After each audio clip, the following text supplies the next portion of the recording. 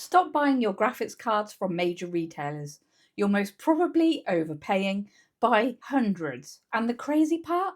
The best GPU deals right now are not online, they are not on Amazon, they could be on eBay, but mostly they are sitting in back rooms of small repair shops in your city labelled beyond economical repair. And most of them are not actually dead. Here's what is happening in 2026. Retail GPU demand has slowed, but flagship pricing just hasn't followed. Why? Because pricing is now anchored to AI demand, workstation buyers, and premium positioning. Even if gamers themselves slow down, manufacturers don't slash prices or don't slash them aggressively. Instead, they reduce supply. So retail stays artificially high. Meanwhile, there's another market forming underneath.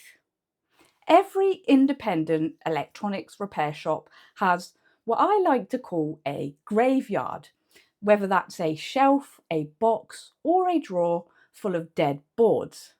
These are essentially GPUs that have a power rail, blew a fuse, shorted a capacitor, or were quoted too expensive to repair. The key phrase is this: beyond economical repair. That doesn't always mean destroyed. What it does tend to mean is it's not worth the shop's time. Most shops charge by labour. So if a fix takes us 90 minutes of board level diagnostics for, say, £200 or dollars for a card, it's likely that they won't touch it. But that doesn't mean that the silicon itself is dead. Here's how you find them. Step 1. Don't call gaming stores.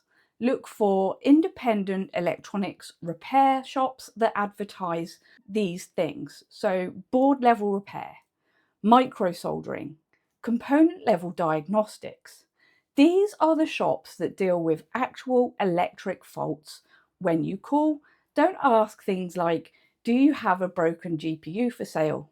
Ask this: do you ever end up with graphics cards that are marked beyond economical repair that customers don't collect? That language matters a lot. It tells them that you understand how the business works. Basically, you're not asking for trash. You're offering to take low priority inventory off their hands.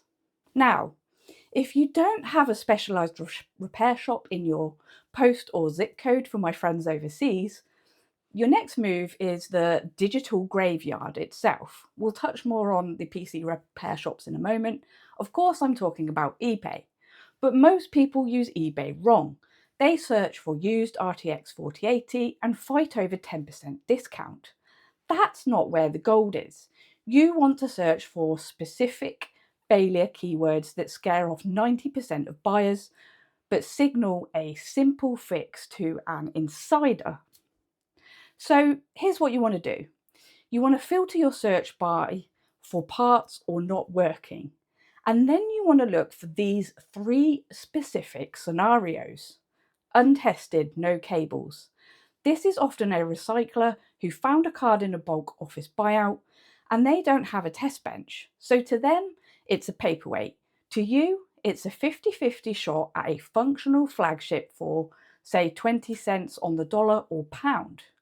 You also want to look for failed VBOS flash.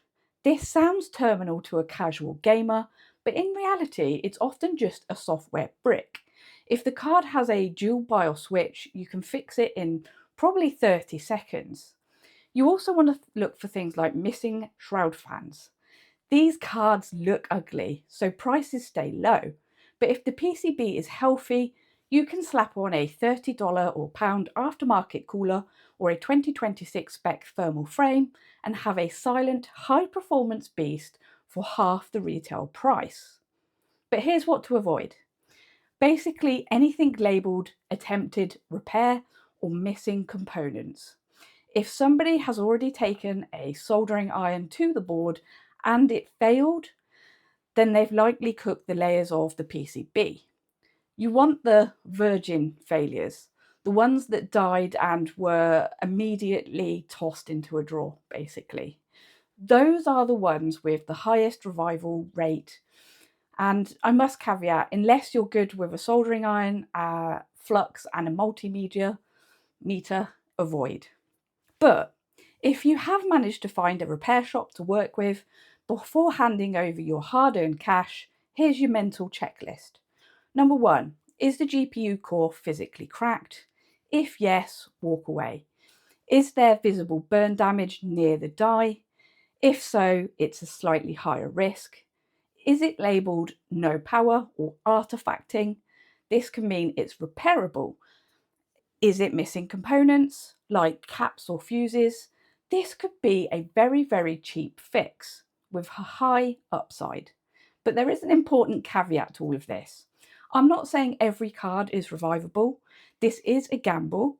You're buying a lottery ticket, so don't spend money you can't afford to lose on a card.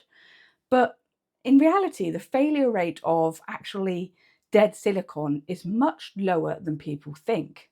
And I'm not saying every shop is a gold mine, but many already have bulk buyers.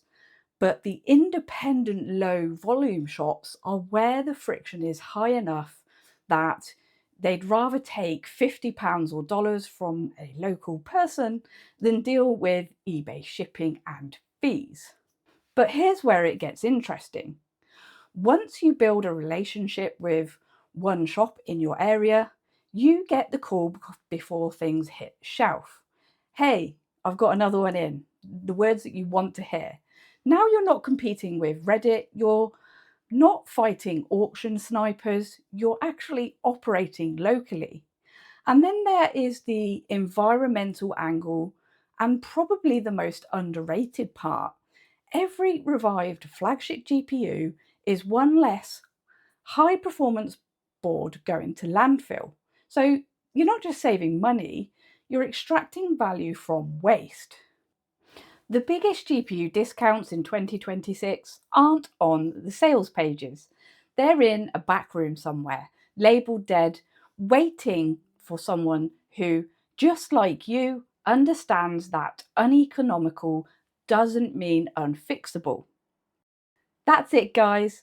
Don't forget to like and subscribe if you enjoyed this video. Give it a like. Hey, even if you didn't enjoy it, give it a like too. Why not? And while you're here, why not take a look at my next video, handpicked just for you. Thanks ever so much for watching. As always, take care, and I will see you on the next build.